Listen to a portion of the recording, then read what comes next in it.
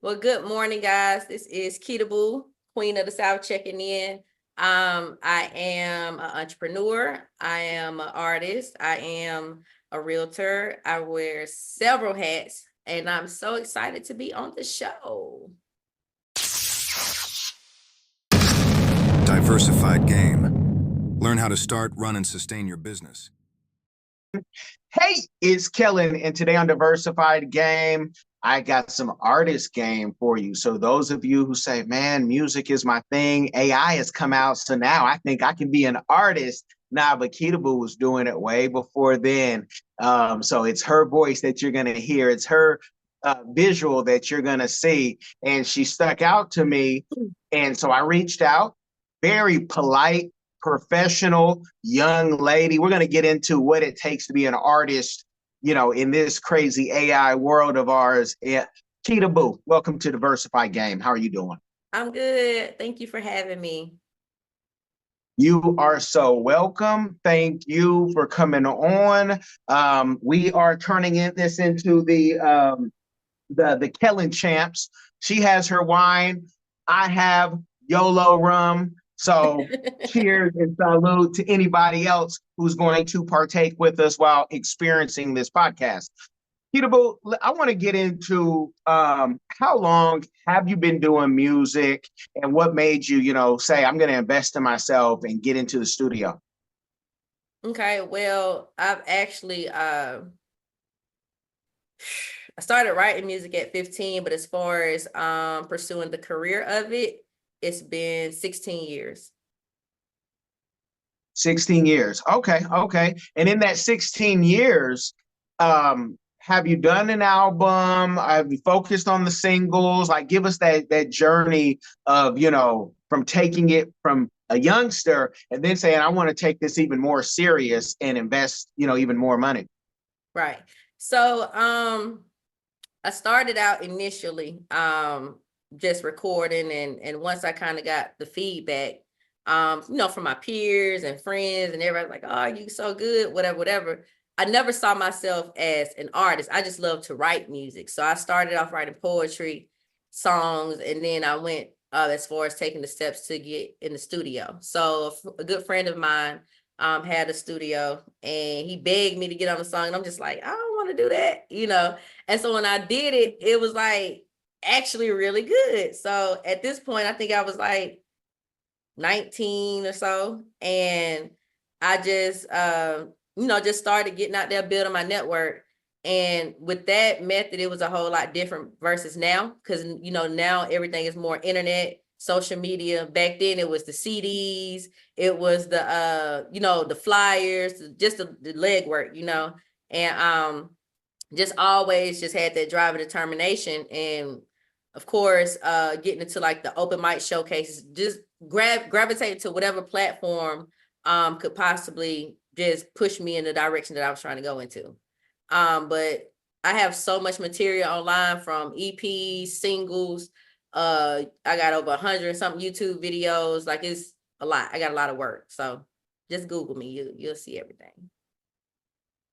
And, the music, you talk about, everything being online. It used to be a bad thing when people say, oh, you're a studio gangster. They started, I'm old school with this, you guys, over 20 years in this game. And they'd say, oh, you're just online. You're just on the computer. But now if you're not on the computer, standing in front of the 7-Eleven or passing out CDs. And then it went to, I remember tapes, actually, because I remember getting DJ Clue tapes from California to New York. I would grab them. California would be hip, and we'd have the tapes. Then it moved to CD. So that just lets you know that black don't crack if you don't smoke it. But also, the game has, if you're not on the computer, you're not going to get the visual. But also, it used to be much harder for a female rapper because the sexual harassment was real. And okay, so wait. You got to tag me in. You got to tag me in, because you're making a lot of good points. You're doing a lot of good points, and I don't want to skip this one. Go ahead. So this is why I commend myself. This is why I feel like me breaking out in this moment, me being exposed on the mainstream level in this moment is so critical, because With Kita Boo, it's kind of like you get the best of both worlds. So when I started, I came from exactly what you were just explaining as far as the lead work. And I didn't do the tapes. I was a little bit more down the line, but it's definitely the CDs, definitely the flyers, definitely the posters. And then to have to transition mentally with your craft and still flourish in it, it is a task. And a lot of people, I've witnessed a lot of people that started with me that lost their way. And one thing that I've learned that when it comes to success, you have to be able to adapt to change. If you're stuck in a one track mindset, like I have to do it this way, and now we went from typewriters to computers, from computers to laptops. If you can't transition, you're going to get lost in the sauce, right? So I think the great position that I'm in is like, I'm old enough and have the wisdom of where, you know, the industry came from. And now with this new age, I'm still rocking and still know how to do the online thing. So this is the disadvantage that you have with the new people. They only know internet. The disadvantage with the old people, they only know the old school way. So if you have a person that knows how to intertwine both, that's why I kill you, because you don't know how to get out and hustle in the streets. I came from the streets. I came from lacing up the Nikes and going downtown Atlanta and passing out stuff and, hey, check me out, this Kita Boo. So that ain't shit for me, right?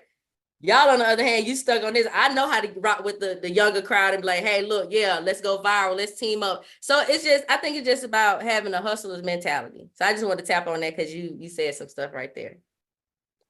Okay, and do it all day. Stop me. And I want to talk about, I want to talk about too, because it's dear to my heart, the sexual harassment, because, you know, this industry, like politics, music, it's a freak off if you want it to be. And there's plenty of people who, you know, they're having the time of their life. And if you're a consenting adult and ain't hurt nobody, that's cool. But there's also been a change, and people have been more cognizant to say, hey, this casting couch isn't like it used to be. And what we're finding out, and you know, if you were in the industry, you knew the casting couch just wasn't for the women. There were plenty of men on that thing too. And now that's coming out. But can you talk about the changes that you've seen in the industry with how men deal with you? Because it was as blatant as, if you want to be on this magazine cover, come see me. Let me tell you something. If you want to come in this studio, I swear come to God, see me. people ask me all the time, you're so dope. Your music's so good. You're so pretty. You got the look. You got the talent. You got the songs. Like, what's up? I can promise you, I'm one that can definitely vouch about the sexual harassment stuff. When I first started out as an artist, the first meeting I ever went to, a guy tried to get me to sleep with him. And at this point, I'm like a baby. I'm like 19. You know what I'm saying? The dude invites me over. Hey, I want you to come to the studio. You know, I don't know shit. I'm just trying to figure it out, right? I want you to come to the studio, whatever. So I took, at the time, my manager with me. It was my cousin. And we get over there, they play these beats and we're in the studio. So I'm excited, like, hey, I'm about to blow up. I don't know how this go. I'm just finding my way. And so he was like, yeah, pick out the beats you want, whatever. And so afterwards he was like, well, let's go upstairs. And I'm like, going upstairs for what? And long story short, he tried to get me to sleep with him, right? And so he said, you know, in this game, sometimes you gotta do certain things to get ahead. Now, well, let me tell you something about me, but I want to make very clear. When it comes to Kita Boo, I'm so in tune with God. You know what I'm saying? My principles, my boundaries, my morals, I'm too solid. You know what I'm saying? So I don't give a damn what I do or don't know about a particular industry or whatever. I know in my mind what's right or wrong. You get what I'm saying? I know what makes sense to me. I know what I'm willing to do and not willing to do. And one thing about me, I'm never going to sell myself short. And so in that moment, even being younger, I just got that feeling like, nah, this is not right. You know what I'm saying? Now, this is an old dude, like old cat. So I'm like, I'm even shocked at the dude even, you know what I'm saying, coming at me like that. So long story short, I ended up, you know, walking away from that. And then it started happening more frequent. You know, and I will say this, I did have a lot of support as far as different promoters and DJs and stuff like that, working with me, like, you know, as far as shows and all that kind of stuff. But when it came down to like the actual help, somebody just saying, okay, boom, we want to get behind you. We want to sign you, want to brand you. It was always an ultimatum. And so that's why I've been so independent this time, because I feel like if I got to sell myself to get it, then I don't want it. I'll just go get my own bag. And the independent way, being from Oakland, California, that's what we would see from the Too Shorts to the Loonies, you know, who still have a classic song you can hear globally. I've been to over 26 countries. I got 5 on it, a lot of places. And I'm like, you know, and we as kids would just see them, and they were, you know, they were real, just on the street, local rappers until they blew up. And it was a beautiful thing. But let me tap into something, because I could hear somebody saying, well, you know, we talk about God and we all are flawed, filthy rags at best. That's what the scriptures say. But people will see how you dress or some of the content, and they will try to say, well, how can you believe in God and say he's everything? And look at how you're presenting yourself. Talk about that, because I don't think enough rappers, female rappers especially, get to hone in on that and give their opinion, so people don't know how you feel. So I'm so glad you asked me, because I'm not even gonna lie to you, for the past, I would say, I know for sure for the past year, this is something that I had to learn to embrace concerning me as an individual. And I think, to answer your question, what it boils down to for me is me knowing my identity, right? So here's the thing. You have people that have lived their lives, and they've based their opinions based off the experiences they've had, right? So if I'm a preacher, right, and I say, hey, according to the word of God, or according to, you know, what I believe in, you can't say this and that about God, or God can't use you because you dress half naked, or you cuss, or, you know, you go to clubs, or you party, you smoke, you drink. That's your opinion, right? Okay. Then you might have an industry cat say, hey, we like her, but, you know, I feel like she need to talk more about this type of genre. She needs to appease more to this audience. So what I'm saying is, my perception of God, and when it comes to us, I feel like our authenticity is what makes us unique and what sets us apart. Me being able to embrace all of me, my good, my bad, my flaws, my rights, my wrongs, me being able to say, you know what, out of all that, if God still tells me he loves me in spite of that, who are you to tell me that I can't love me in spite of that? Because that's basically what we're doing. We're in the back of our mind somewhere, it's almost like we're looking to be accepted. We're looking for that validation. And I'm just speaking for myself, me personally, I've reached a point this past year where I'm already valid. I understand I'm already verified. So me doing my music, when I'm writing content or when I'm dressing for my shows, it's not more so, hey, I want to dress so everybody can like me. I need to dress like a rapper. No, I'm gonna dress like how I want to dress. I'm gonna dress like Kita Boo. This is me. So when I put on what I put on, that's because I felt like wearing that shit. You know, if I do whatever it is that I do, is because it's authentically me and I'm just being myself. And I don't feel like we're supposed to be one way, because now we're going into a point of putting ourselves in a box. You know what I'm saying? If you can only, again, if you can't conform, if you can't, you know, change up, then it's like you're limiting yourself. And even down to my upbringing, like I was brought up in church, you know, my parents are preachers and stuff like that. And I love God more than anything. I have a very strong relationship with God. But at the end of the day, I feel like God wants me to be myself, and anything that he wants to change, it will change. But it's not up to another person to tell me, you know, you're wrong for this, you're right for that, because in reality, who perfect? Who perfect? Are you going to tell me you wake up every day, you do everything exactly right? You never do nothing wrong? You never get mad? You never sin? Because if that's the case, then you would have been Jesus, right?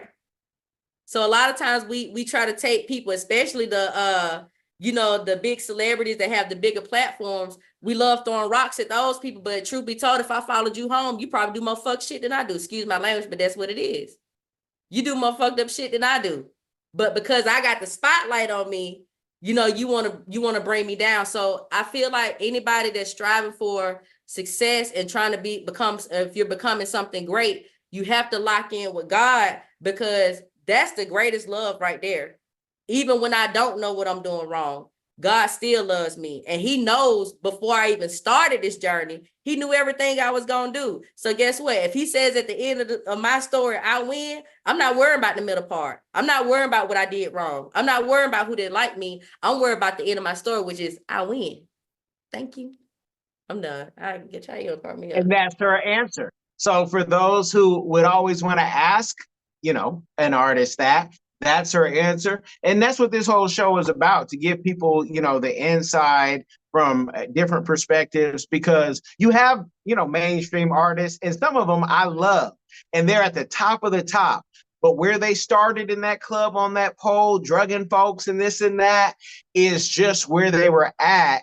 And those people have, you know, sometimes more compassion than the pastor or the preacher that you're talking about. But it's not to, I'm not going to even push back on your answer. I just wanted you to give that. So I appreciate being so transparent, because a lot of times people feel like they got to be in this bubble, give this PC answer, and you gave a real deal. When doing the music, can you please educate, because you said it earlier, the other hustles that you have and ventures, you're multifaceted.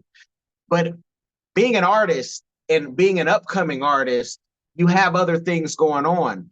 Talk about the importance of that, because some people think if I have one viral song, I don't ever have to work again. No. And so give them the game on what this music really is, and the things that you do even outside of music to make sure you can still do music and you're wise. Now, I will say that some people are fortunate that they, you know, maybe were born with silver spoons in their mouths, so they had it handed to them or whatever. But we talking about people that's getting it out the mud, people such as myself. I've always had to work. So at the beginning of my career, I remember working at McDonald's, and I would literally, like, my check barely $200. I'm like, okay, boom. I know I gotta go to the studio. I know I gotta get me some CDs done. So I would budget every single check $50, put that to the side. Okay, this is gonna go for this gonna go for that. And it requires that, because unless you get a record deal or you get somebody that wants to invest in you, like back in the days it was like that, but now they're looking for self-made artists, right? So it's really up to you to be who you want, become who it is that you're trying to become.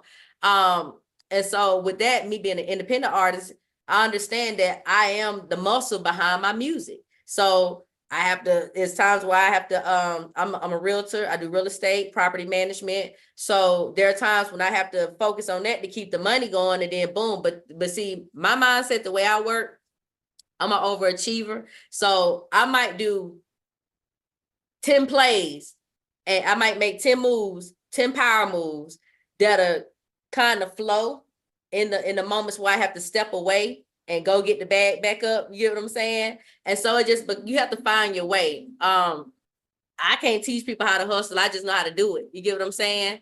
But you never want to just bank on. And one thing I will say with my life, a lot of the things that I think a lot of the artists are striving for, thanks to God, I've already done it. Like, you know, we live these fantasy worlds. We want the nice cars, and, you know, I've been a very blessed person to have a lot of things even before the fame, before the music hit, before the money came in. I've always made a lot of money, you know, throughout my life, you know, with my real estate and stuff like that. So to me, it's just a matter of finding your balance and then staying consistent with it. But you definitely have to have some type of muscle. If you don't have a team or a label behind you, you definitely have to work a job. Like, this stuff's just not gonna fall out the sky. Well, you talk about muscle, and my mind went somewhere. Yeah, in this industry, you gotta have some muscle, goon squad, or you know, and that squad can look in various ways.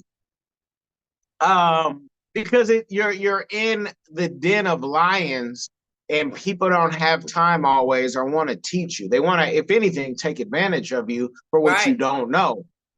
And with our firm, we're teachers and we do what Dave Ramsey talks about, who's a financial guru. You guys check him out online, been doing it longer than some of us been born.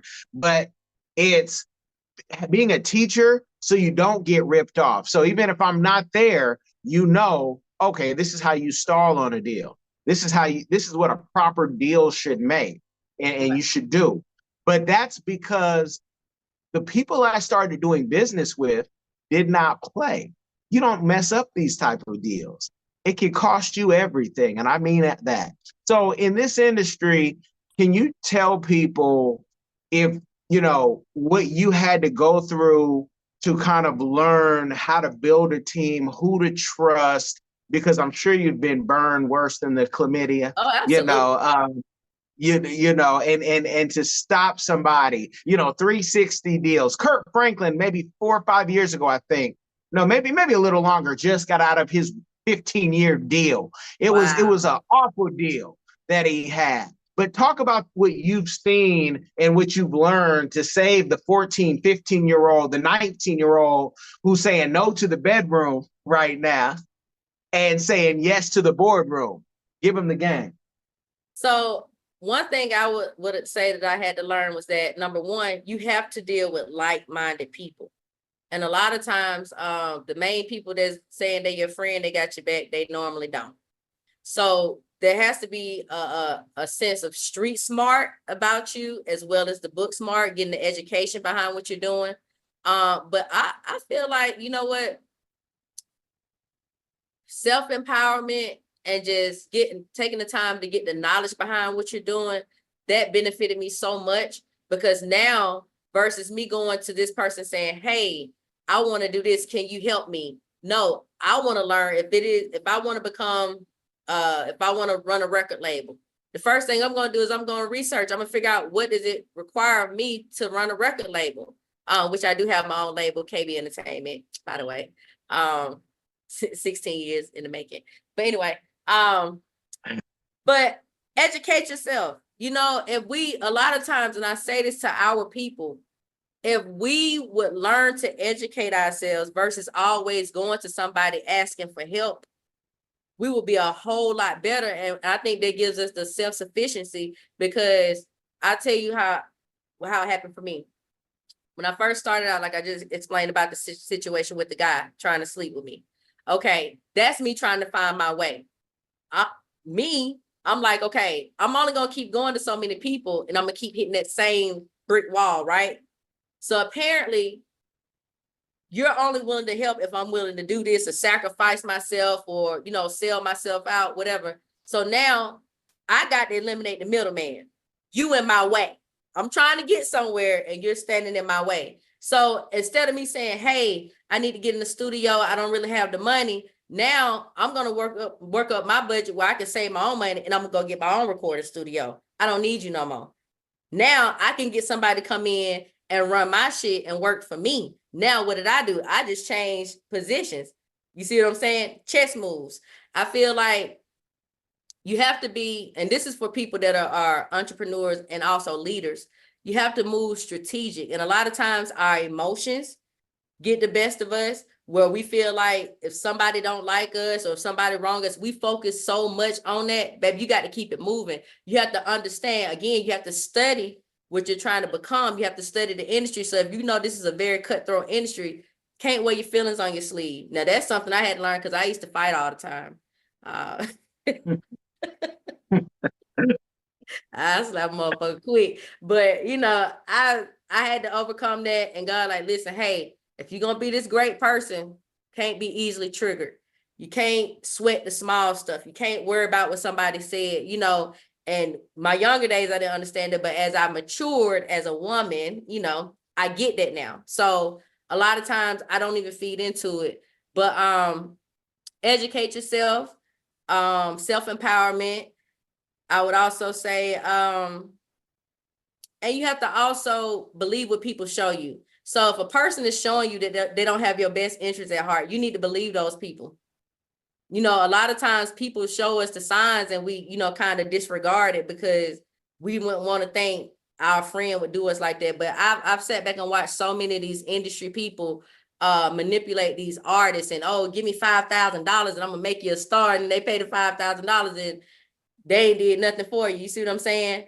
Before I give you that 5,000, I'm gonna invest in myself. I'm gonna figure out what it is that I need to do, and I'm gonna educate myself, and I can spend my own money, and I can eliminate you and move you out the way. Hello everyone. Come along with London and Sydney as they show you around the vibrant country of Cameroon.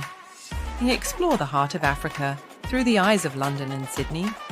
Two explorers who journey across the great city of Yaoundé, exploring its rich culture, vibrant market squares, cultural heritage, and wildlife. With giggles and excitement, London and Sydney Explore Cameroon takes you on a fun-filled adventure, providing insight into the country's culture and traditions through the pages of this book.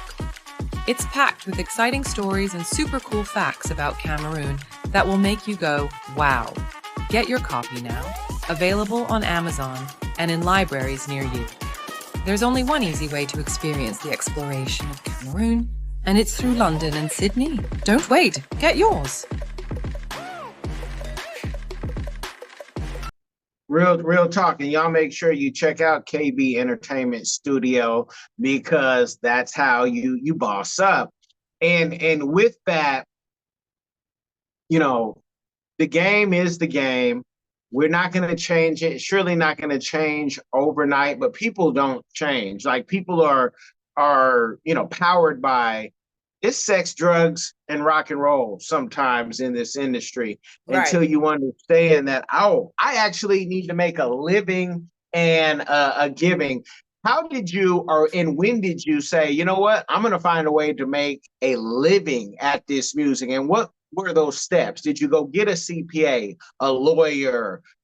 Did you, what were those steps that you took to say, I need to make money at this because I want to do this for the rest of my life? You know what? I think when everything kind of converted over to the internet, that's when a lot of artists, independent artists, got in a position where we actually had more control and had the upper hand. So, prior to the internet and all that kind of stuff or social media, you had the gatekeepers. You had to rely on the DJs to play your records in the club. You had to rely on the DJs to put you on the mixtapes and market you and push you through the streets. Now with the internet, that changed the game. And so with that, the advantage that I had was, now not only did I start learning to become more self-sufficient, like we talked about with the studio, buy my own studio and starting my own label, so on and so forth, but also in addition to that, with the online distribution and stuff like that. So I learned the business. I learned what it took, what the things were that I needed, the tools that I needed, the lawyers, the studio, the producers, the engineers, a marketing team. Now, my thing is, I've been there. Starting out, I had to wear all those hats myself. I market me, I push me. And to this day, I've never had a manager. My cousin started out like the first few months of my career, but we kind of just parted ways. But since then, it's always been me. And so once I can't give you like a step-by-step process. It's just a matter of just walking in it. And then it's kind of like, as you take the steps, things start to gravitate towards you, where, okay, somebody might invite me out to a networking event. Okay, I learned something new today. So I take that note and then I act on it. Okay, boom, I make this play. Now, guess what? This opened up another door. So it's a sense of just walking. You get what I'm saying? But there's no, you do this first, you do this second, you do this third, because it didn't happen like that for me. It's just, I was just at the right place at the right time, and things started to come together. Love it. I love it. I love the transparency. And I'll tell all artists and content creators, if you are making some progress and some money, I know Ray Daniels just put out on his podcast one of the greatest behind the scenes music. Yeah, I like Ray Daniels out there. He said, producers, you need to get an engineer, but when you start making progress, you need a manager, you need a business manager, you need a road manager. And when you have the money and you have the people that you know that can work for you, because if you don't build a team, it's very hard to build the dream. The only person I've known to really do it without is TK Kirkland. And I've told him personally in Boca Raton, we won't talk more about that show, that you need a manager. Absolutely. You've wasted out on millions of dollars of opportunities for the things you don't know. But you know why some people don't have a manager? Because they're too smart. And TK is sharp, so I'm not going to pick on him. But it's that you also have trust issues. And when you don't trust somebody else with your finances or your future, it's very hard for others to trust you. Because this whole game, you know why they want you to sleep with them? They're really saying, I want to trust you with my secrets and that I can be me, who I want to be, and you're going to hold my secrets like they held Diddy's secrets for decades, right? And now people are coming out. I don't have any respect for anybody saying something now, because you should have said something then. You should have done what you said you were going to do to him then if you saw that, because that's just you don't treat people like that. You surely don't treat Black folk like that. When we supposed to be Black empowerment and Black this and buy Black, there's enough coochie going out there. Yeah, I said it. There's enough coochie out there. You ain't got to beat up nobody for no coochie or for no ding dong if that's your preference. You ain't got to manipulate anybody. Folks will give that to you, especially if they trust you. So, but I want to go back to something you just said about the manager and the team thing. This is what I will say. I do feel like those things are very essential. However, also it's timing. You get what I'm saying? Me personally, I wouldn't recommend somebody just getting into the music game to just go and find a manager immediately. The first steps would be, building up a fan base, getting out, marketing yourself, going to the events, the networking events, tapping into some of the showcases to kind of get your name out first. Once you build up the buzz and you feel that momentum building up and your following is growing and all that kind of stuff, then I feel like now we're at a point where we need the help. We need a team, because the reason I say that is because all of these things are going to cost you money. Managers, they going to say they believe in you and they want to see you make it, but they're not going to do that shit for free. Let's be clear. Engineers don't work for free. Producers don't work for free. Promoters don't even goddamn work for free. So here's what I'm saying. If I'm going to be smart on the come up, on the starting out with my career, the little money that I do have, because we're talking about the people that's getting it out the mud. They don't have the budgets. So if I'm taking my little 9-to-5 money and I'm investing into myself, I'm going to invest it into stuff that's going to benefit me for the now. Now, as the shit builds up, now we get the managers and so on and so forth. That's the point I'm at right now with rebuilding my team. As far as, like you said, the manager, I've did it for so long without one. Now I'm in a place where I need it because I'm in such a demand right now. You're 100% correct. And that's why I say the progress, because the worst thing, you've been in this game long enough, the worst thing I hate to see is someone who just got in it talking about, hey, you want to do something? Oh, you got to speak to my manager. Who are you? I got to speak to your manager. Nobody even know you. Yeah, nobody knows you. My team members have more money than you have, and I'm paying them. And so you can't even stop that. Like, stop the Hollywood. Right. I'm from Cali. You ain't got to do that with me. You ain't got to count me down. You ain't got to count me down, honey. Yeah, but there are some artists, and these people, especially being from Atlanta, because Atlanta is Oakland, and we flood there, all day from the Freaknik days. But the thing is, you have artists like Kodak Black when he had a $100,000 chain on and 50 on his wrist, talk about Master P wanted to make me pay 15,000. My homies, we give the game. Nah, because you a fool. And that's why you've been in prison or jail since talking to P with Charlemagne. Ask P to do that, right? You have the jewelry, you have the Maserati. I could say other names from Oakland. The guys have the jewelry, the everything, but you don't want to pay your people so they can pay their bills, so they can elevate you. Those are the people we talking about. Because how do you buy $100,000 or even a $15,000 or $1,500 chain and you ain't gave your man $1,500 so he can help your business, so he can eat, keep his internet on? Like, I've done this. That's why my hairline is receding, because y'all sometimes try to stress me out. Y'all ain't gonna stress me out without a doubt. So that's what I'm talking about. Those people who can afford it and they don't want to just pay nobody because they're stingy. And I totally agree. And to piggyback off what you're saying, we got to also look at this from two different perspectives as well. So just to go on what you were just saying about artists that are at that point where they need the managers, they need to pay people, they have the money, but they choose to invest in other things, right? Who's to blame? Not invest, waste money. Jewelry they is waste a waste. It ain't money. No investment. Okay, so they wasted money. I said it the nice way. They wasted their money. But you know who I blame? I blame the industry, because we went from a time where labels or whoever would grab these artists, put them in artist development, show them how to do interviews, show them how to record, show them how to conduct themselves, so on and so forth in the public eye. And then when the internet came, it was like, you know what? F that. We ain't helping nobody develop no more. As long as you got followers, you're a star. So if you're going to push that narrative that, hey, we're not going to help you, you just need to figure it out on your own, you really can't be mad when a person say, nah, I'm going to go get me a chain and I'm not going to get me a manager because I don't fuck a manager. I can just get me a chain. As long as I look good, I'm going to get the likes and the views. I'm saying, though. You see what I'm saying? Like, yeah, but you know, and even before you and I were born, when we talk about the casting couch, that's why you had certain people who are mega stars that we grew up listening to. The casting couch was a thing, a real thing even back then. And that's why so-and-so would get married to so-and-so. Ask Mariah why she got married to, you know, Tommy. It wasn't because of the way he looked.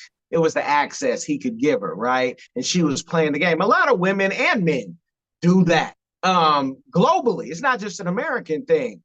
But the artist development, why would they artist development when the game is cop and blow? You know, this is the blade that you're on. Let me get one hit out of you. If you last, you last. Get you out of here. Let me bring somebody else on. And it's up for the artist. And I'm a sports agent as well. I'm a licensed sports agent in the state of Florida. Okay. I tell every athlete, I say, this game does not care about you. They are going to use you like a pawn. So what you're going to do is we're going to save X amount of dollars so that big check that you get, you can live for it. You know, you can live off $1 million a lifetime if you knew where to invest it. Right. Safety. Same thing Warren Buffett does. You could live off it a lifetime. And you might not live with, I'm going to get a new Rolls Royce every year, but I have a website called fullyfundyour401k.com. We're not all the way there yet, but we're getting there. Bear with us. We're giving you the game on how teachers retire as millionaires. Enough of our people ain't getting on that game. Less than 5% of our people fully fund their 401k. So our people also have to take the knowledge that's on the internet, turn off the Cat Williams and Shay Shay, invest with that money. Because I don't know if you've ever been to a nursing home. Have you ever been to one? I have. Have you been to the state-funded run where everyone's on state versus the one where it costs $15,000 to $30,000 a month and they got the wine and beer on tap and more sex is going on there than is happening at the swingers club? Wow. There's levels to it, and you don't want your granny or yourself to be in a place where they just roll you to a window or roll you outside. So it's what we do with our money and who we line our allegiance to, because the guy who wanted to sleep with you, he probably didn't care about your long-term longevity. If he did, he would have showed himself to be friendly instead of just a freak, right? He can email me if he's mad because, you know, you might put some out there and they're like, hey, who is that? But a woman, if she really wants to be down with you, given the body, she wants you to know, I'm down with you. So I just say that to say, if a woman wants you guys, she'll let you know. You ain't even got to approach her like that. She'll let you know when and where. because of what you've done already or who she wants to be aligned with. Now let's get back into your music, because with the music success that you've had and the best is yet to come, what is a community give back that you're doing or that you like to do in the future? So one thing I really want to do, this is when I get that $1 million check, hopefully $1 billion check. I want to Multi-million-dollar check. come on. See, I like you. We're gonna be good friends. One thing I really want to do is I want to do like it's two things. I want to do something for the youth, for the kids. So like a community center, recreation center. Because I know a lot of the different cities, not just in Atlanta, but they're not catering a lot to the young people anymore. You know what I'm saying? Growing up, we had like a lot of race. I'm not saying nobody's doing it, but I've seen a lot of programs and stuff getting shut down, and the kids are like, they lost. You get what I'm saying? They're turning to the streets, they're turning to the guns. So I want to open some type of center. I don't know what I would call it, but some type of recreation center where kids could come after school, play basketball, kick it, hang like a hangout spot or something like that. So that's one thing I want to do for the young people. The other thing is I want to open like a homeless shelter or like a rehabilitation center for people that might have just lost their jobs or times got hard, they started living on the streets, like something like that to get people back, in the swing of life. So those are two things that I have that I want to do. Aside from that, what I do now is I go to like a lot of schools and I do like a lot of public speaking, mentoring. I have an all females organization.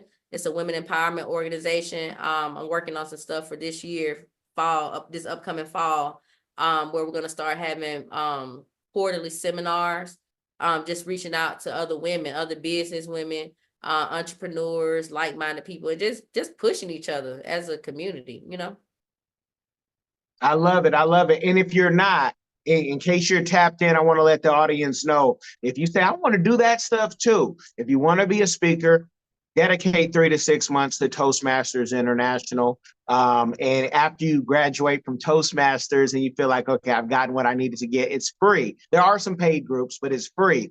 But after you do Toastmasters, do the National Speakers Association, the NSA, and they'll show you how to get paid, how to speak. And so there's some game in case if you're not doing that, there's some stuff you can even rewind and someone else can rewind and say, oh, I need to do that. But I really preach those organizations because Les Brown, who's made $400,000+ in less than an hour, he talks about how he's still involved with Toastmasters. Tony Robbins, same thing. There's levels to it, and you got to get the inside game, and it's free 99 information while y'all listening or watching this. Maybe y'all watch it because Kitty Boo's on it, so y'all might watch it and say, I need to see Kitty Boo. With that, Can you tell the people before this rain comes down in Florida, because we are in like hurricane season and tornado warning yesterday, but God got us. God got us. I really want to ask you a question, and it's a self-serving question because I wrote a book, and I think to this day I'm the only one who's written a book on the Christian music and entertainment industry. If you could be a Christian star musician right now, do you think that you would transition to say, look, I could do the Christian rap, the Christian gospel, if I knew that it was more lucrative? Would that be something that you could do? It's not a doubt in my mind it's something I can do. I actually have quite a few gospel songs that I, have performed, written, recorded. I don't think the problem would be for me. I think the problem would be for that industry. Because again, going back to the beginning of the conversation, I gotta authentically be myself. Now, let me help you out real quick because I know where this is gonna go. But she can't. No, I'm not saying that if I were to be a Christian artist that I would dress as provocative and stuff like that. But I feel like just me growing up in church and just also knowing the mindset not of just Christians, but of church people. There's a difference, okay? You got church folks. I just, with those church people, I feel like I'm gonna just be honest and be very transparent. I felt most rejected by the church. A lot of my love support, appreciation came from the streets. Came from Ray them that stayed 3 houses down. They might have drunk their beers or whatever, but every time I dropped the album, they were supporting it. They was buying it. They was listening to it. They appreciated me. A lot of the people that did tag along on the come up with the shows, there were people that heard me one time online and like, hey, I want to come to a show. When I had family or people that grew up with me right here, Christian people from the church, I couldn't pay to come to a show. I'm a different person. I'm not more so set on religion. I'm set on faith. I'm set on God. I'm set on God's principles. And that's what I live by every single day. I stand on the principles of God. I'm not overly concerned with ministry in the church. I'm not saying it's not important, but that's not my lane. You get what I'm saying? Because again, I feel like we're all chosen for different assignments. And the assignment that I see God utilizing me in is not more so confined or restricted to actually just the church. And so with me trying to be a Christian artist, because I'm gonna tell you something, even when I was in church, I was told that if I didn't do Christian music, that God wouldn't bless me. And there's just certain things that when I read my Bible, and I know that Bible front and back, baby, I can quote scriptures just like that. What you're saying to me, it don't line up with what I'm reading. You get what I'm saying? You saying God can't use me. God said, come as you are. You're saying, if you don't change this or that, it won't happen. God says, I can do all things through Christ that strengthens me. So I tried to listen to people and I tried to fit in, and that just wasn't me. So it's like, I just want to be who God made me to be. I don't want to be in a box. So could I do Christian rap? Absolutely. But do I feel like I would be most successful in it? No. Why? Because church people judge. And that's the problem. When people start understanding that they are not God, I'm not God. It's not my job to be perfect. We got one person that came and died and saved the world. He was the perfect one. I'm not shit. And I'm okay with not being shit. But he loved me not being shit, because guess what? He could take that same shit and make it something and still make it blessed. Come on, don't get me to preaching now. And that's her answer. So Absolutely. I had to ask that, and I asked because I remember, and I was there at South by Southwest when No Malice turned to do Christian rap, and that the audience was very judgmental. When I say the audience, other rappers on his entourage, because he had more money than the average, and they were very judgmental. And I whispered something to his ear that was just for him, just to let it be known, like just to let you know. Because at the same time, Pyrex from Houston had turned his life over to Christ. And he's a white boy with tattoos on his face. And like a year or two later, he got arrested for punching somebody at a Halloween thing. And he was like, I know I should not have been there or whatnot. But yeah, the church is very judgmental. But if you grew up in the church, you also know on that church bus and behind the church pews and things, anything can go down. And if you have been in church, you know that ain't nobody perfect. So don't judge nobody. Right. We all got our stuff. And Kitty Boo got some more music for y'all. I'm hoping she does her own podcast, writes her own book. I actually had one. I had a podcast. It was a TV show, Kita Boo TV show, and I discontinued it when I moved to Miami. But I'm thinking about starting it back up. I'm actually thinking about starting it back up like real soon. But I feel like I really appreciate even this interview with you, because these are the conversations that are needed. We could talk about the money, cars, and clothes and all that stuff all day, but knowledge is the major key right now. And that's why we're losing so many people to suicide, to drugs, because everybody is in a place where they feeling stuck or they feeling trapped. And so it take people like me and you, that have lived this experience, and not only lived it, but overcame certain things to be able to go back. And I think that's more my focus right now. It's not even more so I'm a rapper. No, I'm just a vessel. If that means me putting on a rapper hat, cool. That means me putting on the real estate hat, cool. If I got to put on the leader hat, cool. Like, being able to conform at any given moment, I think that's what makes you unique. And that's what allows your light, when we talk about letting your light shine, you let God just authentically show up in you at any given moment or any present time to handle whatever it is you're facing at that time. That's how I look at it. Amen to that. And you guys have gotten the game. Don't give you an overload. When Kitty Boo says, hey, I'm coming to South Florida, and if you see the part 2, then that just means she reached out and said, hey, I'm ready for some more. Let's share some more light, some more wisdom, because online, you guys turn off the social media. Read a book. Miles Monroe taught us, read a book a week. It'll change your life. And I But also have a book everybody coming here, out too. when? So I don't have a release date, but I've been working on this book for a very long time. So it's called My Journey. And it's basically like just kind of telling my storyline. And then I'm also putting it in the works, but I'm also working on a documentary because I'm really like a legend. Like I'm a whole legend. Okay. Like, and the crazy part is, you know, sometimes when you're just working so hard towards something, we like people like us, we hustlers, so it's like we just trying to get it done. And then sometimes somebody come tap us on the shoulder like, hey, look, you see all this stuff you did. And like that's something that I had to learn how to do to start enjoying my moments. You know, it's not about, okay, I did this, let me do something else. Let me do something else. Nah, I'll take them, like you said, relax for a minute. Enjoy what you already accomplished, what you already Man, take a moment and just kind of, what about this? Just jump in the pool. You know what I mean? Just jump. I thought you was about to jump in. I was like, oh, he feeling it. He about to jump in. I thought about it.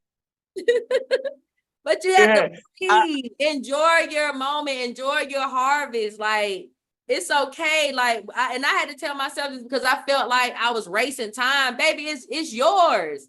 Nobody can take your destiny. Nobody can take what God got for you. So we not in a race, but sometimes we get up feeling like we racing time. No, I ain't got time. You better make time, because when your ass die, you gonna wish you had those moments. You get what I'm saying? You crazy. Yeah, I am. I gotta keep it real. I'm sorry. Got to. And that's all that matters. And especially if you guys have children, like you take the time to take your kids. And again, shameless plug. That's why we write the LondonandSydney.com Explore the World series, because your kids, what are you doing this for? The people online, they don't care about you long term. You need something, they're not going to be there. Take the time with your familia, experience those things. All those trips to Puerto Rico and Mexico and Kenya and South Africa. Take your kids with you. They're the ones who are going to be there for you. We got to love on ourselves more.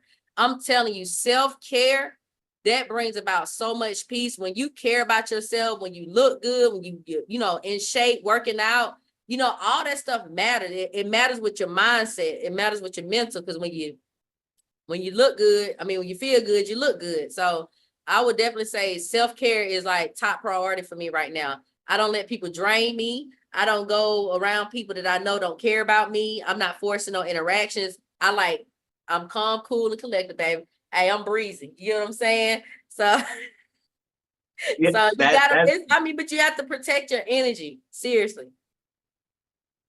And that's where we're going to leave it, y'all. So you're going to bother her so much where she brings her podcast and all that content back, puts it on her portal. You might have to pay $1,000 a month to see it, but if you are really tuned in and want to learn something, she'll have some value for you, y'all. You guys, I thank you for experiencing this. Kitty Boo, let them know where they can find you. My music is available on all platforms, iTunes, Spotify. I mean, whatever you can name, just Google me. My music is there. My social media sites for Instagram is at KB_Queen of the South, and it's DA South. Facebook is Kita Boo Music, and also Kita Boo. Everything Kita Boo. Everything is Kita Boo. Twitter, Kita Boo. Now I ain't gonna lie, I'm not as active on some of the other sites, but definitely on Instagram and Facebook. You guys have heard it. I thank you. Now, however you experience it, I know majority of you are listeners. I got my Seek Black-owned headphones, Miss Mary. you know, who's been on the show. But however you've experienced it, make sure that you like it, make sure that you subscribe, but most importantly, however you experience this game, make sure you share it with somebody. It will change their life. Y'all be blessed. Are you tired of the violence, tired of the injustice, police brutality, rampant discrimination, lack of gun control in this failed bio-socioeconomic experiment called America? Or maybe you need a break from the relentless grind and want to regain control of your destiny, your wealth, your health, and your purpose. DiversifiedGame.com has the right course for you. Prepare for my first trip to Africa. Looking to reconnect with your roots, start a new business, or just a fresh start. Africa, aka the motherland, is waiting. Don't let the Chinese and the Mzungus have the fun and also take over the motherland. From Cairo to Mombasa, from Dakar to Cape Town, Africa has something for everyone, from business opportunities to the most amazing people, safety, leisure, and landscapes. The opportunities abound. It is time for the diaspora to reconnect with their roots. Time to reconnect with the birthplace of humanity. Africa is the last frontier. Get your head in the game and reclaim your legacy. The writing is on the wall. Babylon is falling. Give up the stress, grind, and violence inflicted on our people on this continent and prepare for a journey of restoration and joy by connecting with the land of your ancestors. Check out our new course and kick off your adventure at diversifiedgame.com.